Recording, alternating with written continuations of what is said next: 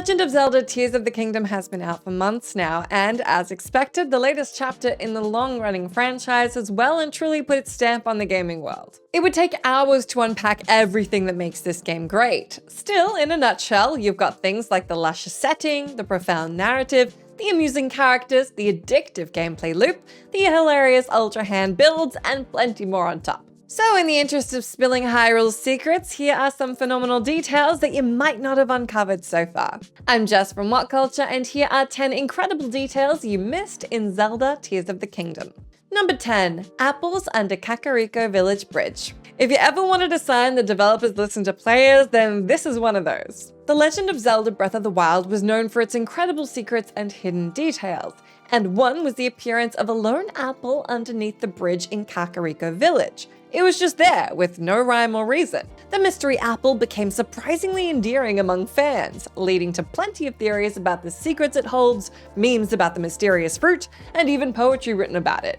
Thankfully, the legacy of this hidden detail continues in The Legend of Zelda Tears of the Kingdom. Now, sequels are inherently expected to improve upon what came before, adding more into the mix and increasing the scale. As such, there are now 2 apples under the KAKARIKO Village Bridge. The devs listened to the fans and made sure to deliver. There's still no explanation for why or how these tasty snacks made it into such a specific place, but at least for now, the first one won't be alone anymore. In truth, this is probably just a joke from the developers, but it's definitely a sign to how much attention has been put into the game. Number 9. LIGHTROOTS are named after their corresponding shrines. It's become common knowledge now that Hyrule shares something with Stranger Things' Hawkins, as it has its own version of the Upside Down. The dreaded depths are a full-on reversed land, with Lightroot placed directly beneath shrines on the surface world. Now, while this has been discussed to death, there's another detail about these connecting planes that many missed, despite it hiding in plain sight. You see, the Lightroots names are the reversed version of their shrine counterparts.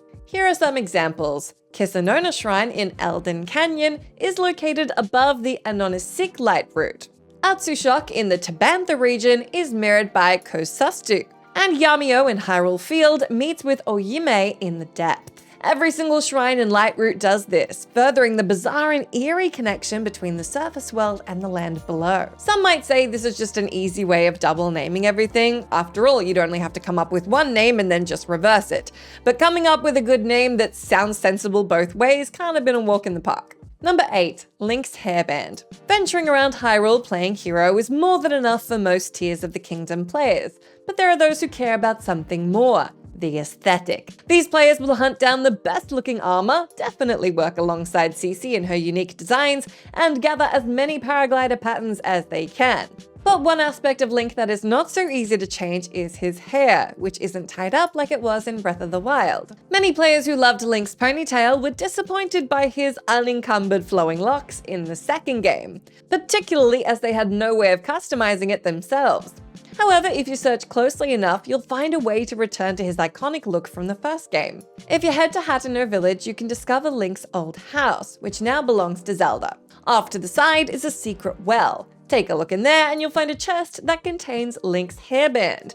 Now you can equip it and get that ponytail back. This well also contains one of Zelda's diaries, but, reading that would just be rude. Number 7. A familiar grave in the Forgotten Temple. A little heads up here, this entry will contain spoilers for the Dragon Tear memories. Tears of the Kingdom returned to Breath of the Wild's tried and true storytelling structure, with the discovery of memories throughout Hyrule filling in the blanks left by the ambiguous narrative. During these cutscenes, players saw what happened to Zelda after she traveled back in time. Players also got to meet the first Queen of Hyrule, Sonia, while watching these memories. Sadly, due to the malicious acts of the always evil Ganondorf, Sonia went to her grave before her time. Another memory showed her husband Rauru, the first King of Hyrule, mourning the loss beside a humble gravestone. Well, that grave shown in Memory 13, A King's Duty, can be found in the playable timeline inside the Forgotten Temple. If you head into the room with the 7 stones representing the 7 sages, you'll see a small stone with 3 sunderlines around it in the far corner. That moss-overgrown rock is the grave of the first Queen of Hyrule. Remembering to include this tiny crossover between the past and the present day is not only an incredible detail, it's a fitting tribute to the character. Number 6. Lon Lon Ranch Milk Lives On. Now, there are many beloved zones in the Legend of Zelda franchise, but this wonderful ranch has a stranglehold on many of our hearts. The wholesome Lon Lon Ranch has appeared in Ocarina of Time, Four Swords Adventure, and the Minish Cap, but its influence can also be felt in Tears of the Kingdom. If you want to buy fresh milk so you can make some of Tears of the Kingdom's best recipes, you'll need to head to Hateno Village, where you can purchase it at the local store or trade with Dance to get your hands on some. However, the bottle for this fresh milk comes with a loving reference to Lon Lon Ranch, as it's designed to be almost identical to the Lon Lon milk you could get in Ocarina of Time. It comes complete with a cute hand-drawn cow face on one side and text on the other. In addition to this, you can even visit Lon Lon Ranch itself if you want a hit of nostalgia. Sadly, you might be disappointed by what you find, as, along with everything else in Hyrule, Lon Lon Ranch has fallen into disarray. Still, at least the milk lives on. Number 5. DLC-based Champions Photo. Folk who loved every minute of Breath of the Wild might have been a little sad to see that the beloved champions, who helped in the fight against Calamity Ganon and really stole a lot of the show, were scarcely mentioned in the sequel. There are allusions to them here and there in Tears of the Kingdom, but you'd think they would have come up a little bit more. Still, one person who definitely didn't forget was Princess Zelda, which is clear when you find this charming Easter egg. At the end of the Champions Ballad DLC, Link, Zelda, and the 4 champions, Urbosa, Revali, Mipha, and Dark, took a photo together in a heartwarming moment. Link was then able to place this photo on the walls of his house. A visit to Link's house, which is, again, owned by Zelda now, in Tears of the Kingdom, will reveal that this photo is still there on the wall. However, that's only if you have the saved data on the system after previously completing the DLC and getting that final memory. This is really a heartwarming reward for truly dedicated fans, and unless you put the time in with Breath of the Wild, it's not something you'd be able to see in the sequel.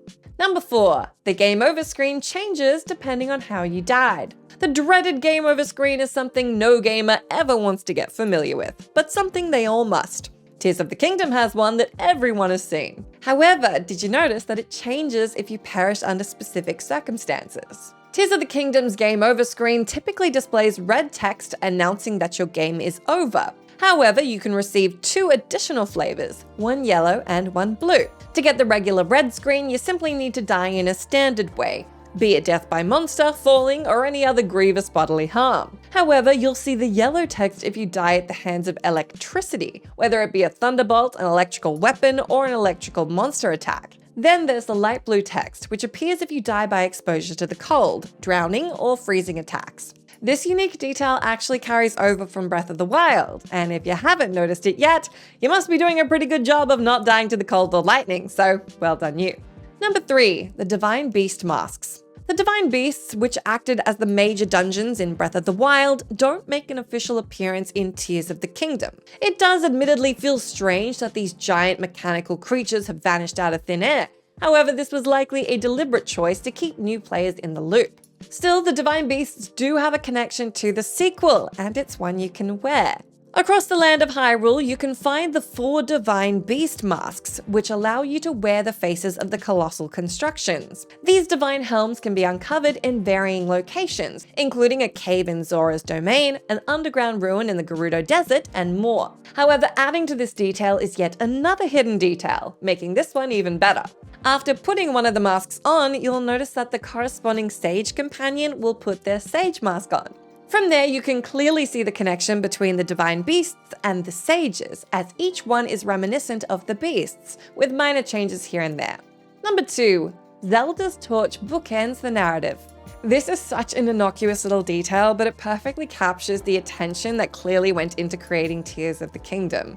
It's very clear that someone's always paying attention to the little things. During the game's opening minutes, Link and Zelda explore the depths of Hyrule Castle, and the legendary princess carries a torch with her. After the encounter with the mummified corpse of Ganon, Zelda falls off a ledge and takes this torch with her. Bye-bye torch. Most people wouldn't think twice about that instrument of light, but it appears again in the game's climax. As you descend to take on Ganon head-to-head, you'll have to retrace your steps from the beginning. Along the way, you'll find a torch that seems entirely out of place in the gloom-covered boughs of Hyrule Castle. However, this is the same torch Zelda carried, lying where she would have landed had she not vanished to the past. What an insanely specific detail. It's something nobody would have even questioned had it not appeared, but it goes to show how much thought Nintendo's developers put into the game. Number 1. KOUME and KOTAKE make their mark.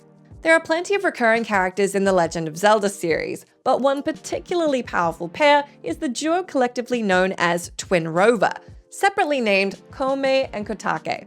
These two are the surrogate mothers of Gerudo King Ganondorf, and they do appear in other Zelda games, namely Ocarina of Time and Majora's Mask, among others, usually in their elderly witch forms. However, the duo have also made their presence known to the modern world, as they appear in Tears of the Kingdom, albeit in an incredibly brief blink-and-you'll-miss-it cameo. During the A Show of Fealty memory, the mothers of Ganondorf can be seen kneeling behind their son. It's easy to miss as they're never specifically identified. However, the fabrics on their shoulders have their names written on them in Ocarina of Time's Hylian writing, proving that it is them. Additionally, both have teeny tiny gems on their foreheads that correspond with their blue and red color schemes. This isn't the only reference to them in the game, as Phantom Ganon and regular Ganon hold weapons with their names engraved on them. Ah, Ganondorf may be a vile villain, but at least he loves his bums. That's the end of our list, but do let me know down in that comment box if you can think of more incredible details in Tears of the Kingdom that most people have probably missed. As always, I've been Jess from WhatCulture. Thank you very much for hanging out with me. If you like, you can come say hi to me on my X account where I'm at Jess McDonald, but make sure you stay tuned to us here for plenty more great gaming lists.